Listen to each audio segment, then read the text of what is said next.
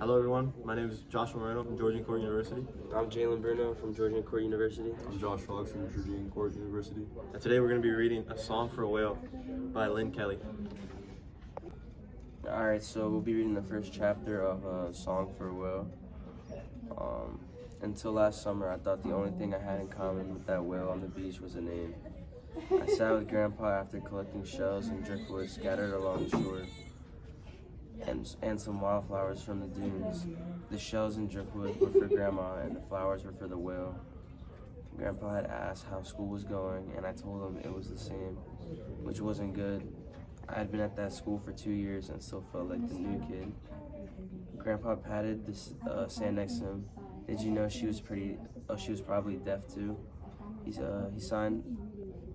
I didn't have to ask who he meant. The will had been buried there for 11 years, and my parents had told me enough times about what happened that day. I shook my head. I hadn't known that, and I didn't know why my grandpa was changing the subject. Maybe he didn't know what to tell me about school.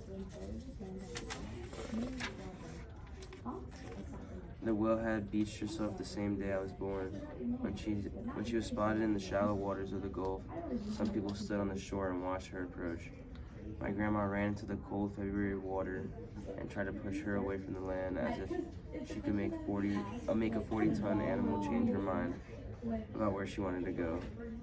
That was really dangerous, even though the whale was weak by then. One good whack of a tail or flipper could have knocked Grandma out. I don't know what I would have done, jumped in like she did or just stood there. When Grandpa told the story, I saw it as clearly as if it were happening right there in front of me.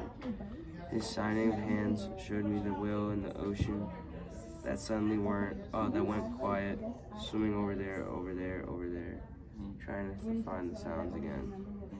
Maybe that was why she'd been there on Gulf of Mexico beach instead of in deep ocean waters where she belonged.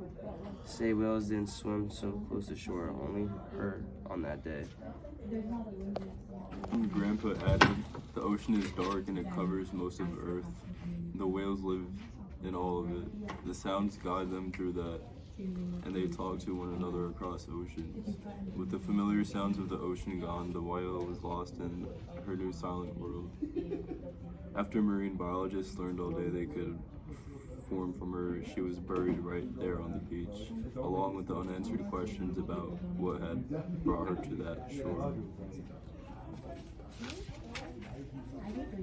But it's different for us, Grandpa said. Out here, there's more light, and all we need is our own small space to feel at home. Sometimes it takes time to figure out things out, but you'll do it. You'll find your way. I wish I'd ask him how long that would take. Go. I hope you guys enjoyed that first chapter of Song for a Whale. I have a few questions for y'all. First one is, who's the main character and what condition does she have? Second one is, who do the characters come across later in the chapter? Third one is, What do you think happens next? What do you think happens next? Redo that. that's a wrap from GCU. For those who speak Spanish, espero que hayan disfrutado ese capítulo de Song for a Whale y que tengan un buen día.